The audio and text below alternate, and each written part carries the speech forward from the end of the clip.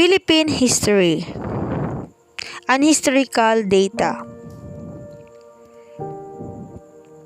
Maragtas. It is about the 10 Malay Dato from Borneo who settled into the Philippines. The legal code written by Dato Sumaquil, also known as Maragtas Code, was previously known as the oldest known written body of laws in the Philippines. William Henry Scott made a study of prehistoric source materials for the study of Philippine history. His research that Maragtas is not a pre-Hispanic document but a book written by Pedro Monteclaro, a local historian of Panay. Monteclaro's publisher in 1907 noted that these Maragtas should not be considered as facts. The Code of Kalansiaw, previously regarded as the second oldest legal code in the Philippines. This code was said to be a set of ancient laws promulgated in 1433 by Dato Bindara Kalansiaw. In the unprecedented doctoral study of Scott, he concluded that the Father Jose Maria Fabon manuscripts were not genuine and that the Code of Kalansiaw was a fake. He presented his serious objections to this fake code.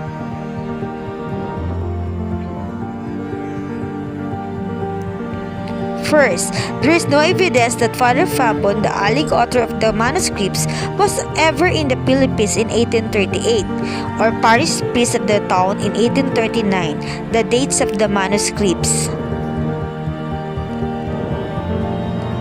The discoverer of the alleged manuscript, Jose E. Marco, was also involved in the sale of other fake historical documents.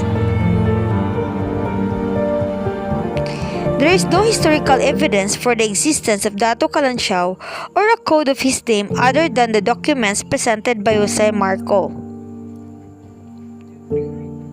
The contents of the manuscript are of dubious value. For example, the author prays for the preservation of the King of Spain in 1838 and dedicates a book to him in 1839, but Spain had no king between 1833 to 1874. The author also states that the month of November was called a bad month, for it brought air laden with fructified microbes of evil fevers. It was only in 1850s that Louis Pasteur discovered the theory of infectious germs. The word microbe itself was invented by Dr. Charles Emmanuel Sidiliot. He proposed the term for the first time in a lecture before the Academy of Sciences in 1878. The Kalansiaw Code contains many strange edicts that contradict the character of the Filipino. For example, the code prescribed death penalty for the crime of trespassing on the Dato's house but imposed only a year's slavery for stealing his wife. Scott wrote a chapter titled Kalansiaw, the Code That Never Was. His conclusions have not been challenged by any historian to date. The legend of Princess Urduja. Urduja was a legendary warrior princess, adopted as a symbol of a woman of distinguished courage and inspiration for women in the country. The story reportedly came from Muhammad Ibn Abdullah Ibn Battuta, also known as Ibn Battuta, an Arab traveler from Morocco.